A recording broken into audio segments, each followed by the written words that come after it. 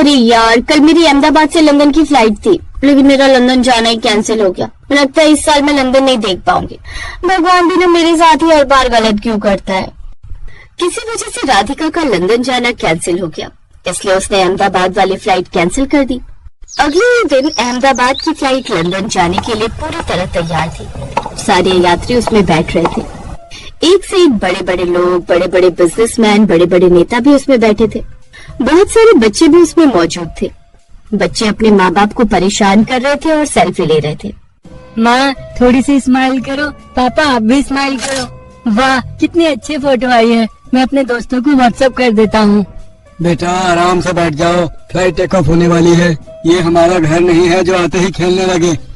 तभी फ्लाइट में बैठी एक औरत बोली, बच्चों को खेलने दीजिए भाई साहब, फ्लाइट जैसे ही टेक ऑफ होने वाली होगी पायलट हमें खुद बता देंगे। तभी अचानक उस फ्लाइट में पूर्व मुख्यमंत्री की एंट्री हुई। सारे लोग उनके साथ सेल्फी लेने लगे। सर एक सेल्फी मुझे दे दीजिए सर, एक सेल्फी। सर वैसे आप जा कहाँ रहे हैं? अंकल सबसे पहले एक सेल्फी मुझे दे दीजिए। आप लोग बैठ जाइए, बहुत लंबा सफर है, हम लोग सेल्फी लेते रहेंगे। और वैसे भी अब तो मैं मुख्यमंत्री रहा नहीं। फिर सारे लोग बैठ गए। तभी पायलट की आवाज आई, good morning ladies and gentleman, आप सभी लोग अपनी सीट बेल्ट बांध लीजिए, बस कुछ ही मिनटों में हम लोग टेक ऑफ करने वाले हैं। All the best for your journey. चलो चलो बच्चों जल्दी बैठ जाओ, मैं सीट बेल्ट बांध देता हूँ, हवाई जहाज उड़ने ही वाला है। थोड़ी देर में फ्लाइट क्रॉस हो गई और हवा में उड़ने लगी। सारे यात्री बहुत खुश थे। पूर्व मुख्यमंत्री वाली सीट के ठीक आगे वाली सीट पर एक लड़की ममता बैठी हुई थी। उसने अपनी माँ को वीडियो कॉल किया और कहा, माँ ये देखो मेरी ठीक पीछे वाली सीट पर हमारे पूर्व मुख्यमंत्री बैठे हुए हैं। मुझे तो यकीन ही नहीं हो रहा कि मैं मुख्यमंत्री साहब को इतने पास से देख पा रही हूँ। अरे वाह बेटी, जब भी तुम्हारी उनसे बात हो उन्हें मेरी तरफ से नमस्ते बोल देना और ऑटोग्राफ भी ले लेना। ठीक है माँ, जैसे ही हमारी फ्लाइट लंदन में लैंड होगी मैं ऑटोग्राफ लेकर आपको भेज दूंगी और बोल दूंगी कि मेरी माँ आपकी बहुत बड़ी फैन है। अच्छा मैं अभी मैं रखती हूँ, यहाँ नेटवर्क जा रहा है। तभी उस फ्लाइट में सीट नंबर 11A पर एक लड़का विक्रम बहुत ही शांत बैठा हुआ था। तभी उसके बगल वाले आदमी ने कहा, क्या बात है भाई, पहली बार फ्लाइट में बैठे हो क्या? मुझे लगता है तुम्हें डर लग रहा है। नहीं मुझे बिल्कुल भी डर नहीं लग रहा है, मुझे बस हर सिचुएशन में शांत रहना पसंद है, मैं आप जैसा नहीं हूँ। इतना बोलकर उस लड़के ने अपनी आंख बंद कर ली और सोने की कोशिश करने लगा। तभी एक एयर होस्टेस मनोहर वाली सीट के पास आई और बच्चों को चॉकलेट देने लगी। हाँ हाँ दीदी, मैं सारी चॉकलेट ले लूँ? बेटा ज्यादा चॉकलेट नहीं खाते, तुम्हारे दांत खराब हो जाएंगे। तभी पीछे वाली सीट से पूर्व मुख्यमंत्री बोल पड़े, अरे खाने दीजिए भाई साहब, यहाँ की चॉकलेट शुगर फ्री होती है, बिल्कुल नुकसान नहीं करेगी, बच्चों को किसी चीज के लिए मना नहीं करते। अंकल आप बहुत अच्छे हैं, आपको ही हर बार मुख्यमंत्री बनना चाहिए था ताकि हमें हर बार चॉकलेट खाने को मिलती। बच्चों की बातें सुनकर पूर्व मुख्यमंत्री और बाकी लोग भी जोर जोर से हंसने लगे। तो इस तरह फ्लाइट के अंदर हंसी खुशी वाला माहौल था। बस जल्दी से एक बार लंदन आ जाए, मैं मरने से पहले एक बार लंदन देखना चाहता हूँ। तभी अचानक फ्लाइट डगमग डगमग करने लगी। सारे यात्री धीरे धीरे घबराने लगे। पापा ये क्या हो रहा है? देखिए आप लोग घबराइए मत, ऊपर हवा में इतनी ऊंचाई पर थोड़ा बहुत ऐसा होता रहता है, हमारे पायलट सब संभाल लेंगे। लेकिन वहीं दूसरी तरफ दोनों पायलट भी बुरी तरह घबरा चुके थे। इस फ्लाइट के दोनों इंजन अचानक कैसे खराब हो सकते हैं? हमारे हाथों में 300 लोगों की जानें हैं, हमें किसी भी तरह उन्हें बचाना होगा। अगर एक इंजन ठीक होता तो हम लोग फ्लाइट कहीं न कहीं लैंड करा देते, लेकिन इस फ्लाइट के दोनों इंजन खराब हो चुके हैं, अब कुछ भी नहीं हो सकता।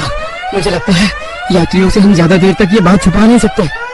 अब फ्लाइट और भी ज्यादा डगमग डगमग करने लगी। फ्लाइट के दोनों इंजन से धुआं निकलने लगा था। अब पायलट के पास कोई रास्ता नहीं बचा था, इसलिए उसने पब्लिक को सारी बात बता ही दी। यात्रियों हमें माफ कर देना, शायद ये हम सबका आखिरी सफर होगा, इस फ्लाइट के दोनों इंजन फेल हो चुके हैं। सारे लोग जोर जोर से रोने लगे।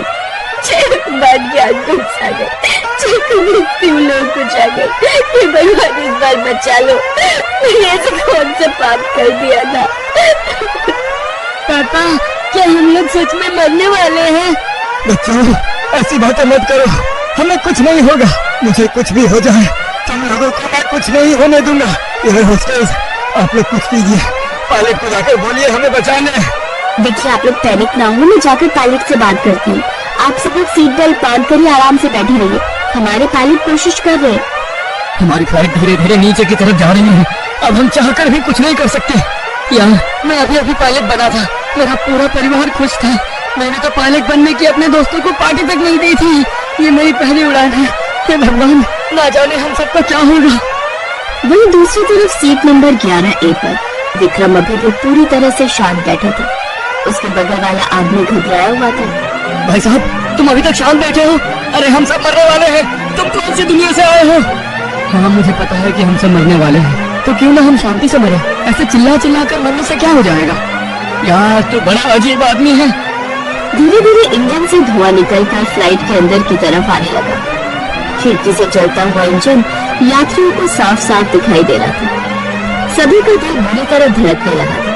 सबको अपनी मौत अपनी आंखों के सामने नजर आ रही थी। ममता जो लंदन पहुंचते ही मंत्री जी का ऑटोग्राफ होने वाली थी, उसका रो रो कर बुरा हाल था। अब मैं माँ को क्या बताऊं? क्या मैं उन्हें फोन करके बता दूं कि मैं अब कभी उनसे मिल ही नहीं पाऊंगी? लेकिन यहाँ पर नेटवर्क भी नहीं है।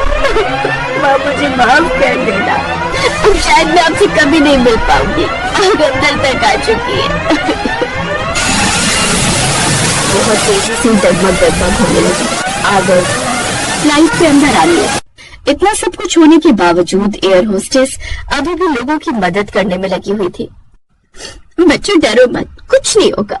अरे क्यों आप लोग हमारे बच्चों को फालतू का दिलासा दे रही हैं? फ्लाइट की हालत देख रही हैं आप? अब हम में से कोई भी नहीं बचेगा, हम सब मरने वाले हैं। बस आखिरी वक्त ऊपर वाले को याद करो, हो सकता है अगले जन्म में हम सब एक ही जगह पैदा हो।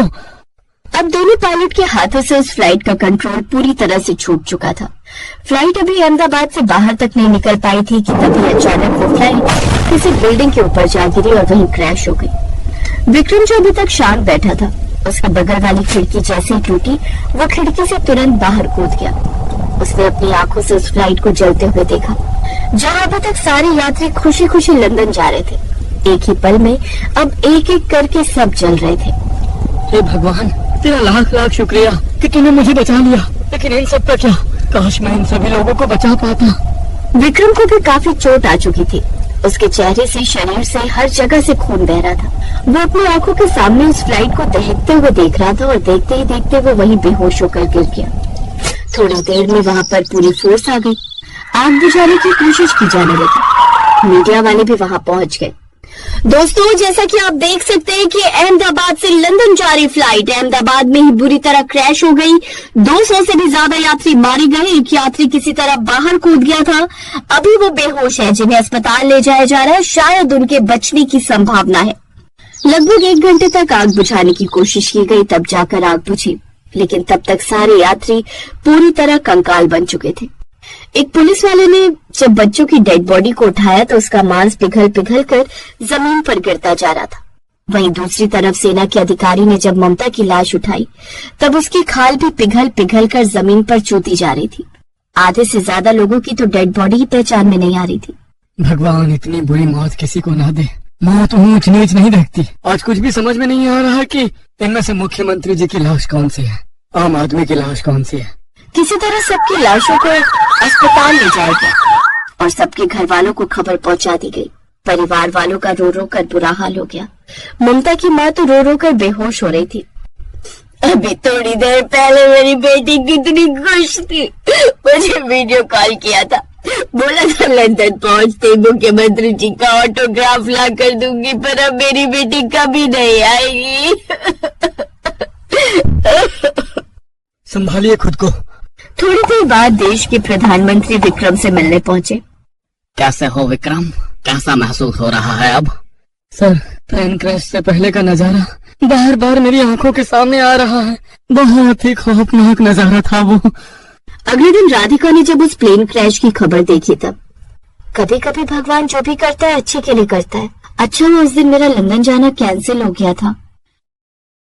अहमदाबाद हादसे में अपनी जान गंवाने वाले सभी लोगों की आत्मा की शांति के लिए हम सब प्रार्थना करते हैं।